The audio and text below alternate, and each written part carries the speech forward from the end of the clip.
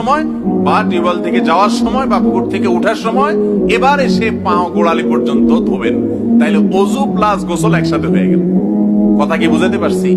অনেক মানুষ আছে দেখবেন গ্রামে পুকুরে গোসল করে উঠছে, উঠে এবার ঘাটে বসে আবার কি করে ওযু করে। এটার কোনো প্রয়োজন?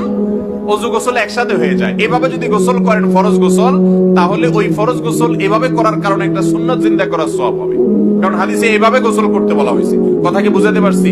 শুধু ফরজ গোসল না, সাধারণ গোসলও যদি এভাবে করেন তাহলে সুন্নাত আদায় করার সওয়াব হবে। মনে থাকবে তো ইনশাআল্লাহ? গোসল যখন করবেনই একটা সুন্নাত আদায় হয়ে যাক, ওযু করার মতো করে ওযু করবেন, এরপর গোসল করবেন। মনে রাখবেন নবী করিম সাল্লাল্লাহু আলাইহি ওয়াসাল্লাম প্রত্যেকটা সুন্নাতের রহস্য আছে, কোনো না কোনো উপকারী দিক অবশ্যই সেখানে আছে। আপনি যদি করেন নিজে লাভবান হবে ইনশাআল্লাহ। তাহলে এটা হলো গোসলের ফরজ গোসলের পদ্ধতি। ফরজ গোসলের নিয়ম হলো ভাই, আপনার কাপড়ে শরীরে কোনো জায়গায় যদি নাপাক লাগে, প্রথম কাজ হলো যেই জায়গায় রানে পায়ে যেখানে নাপাক লাগবে বা কাপড়ে, ওই জায়গাটা আগে ধুয়ে ফেলবেন টয়লেটে গিয়ে। এক নম্বর কাজ ওইটা কি করে ফেলবেন?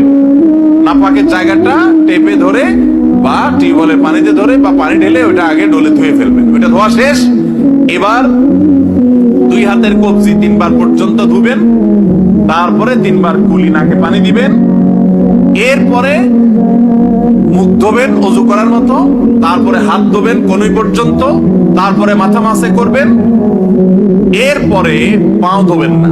পাও ধোয়াটা স্টপ রেখে মাথার উপরে পানি ঢালা শুরু করবেন।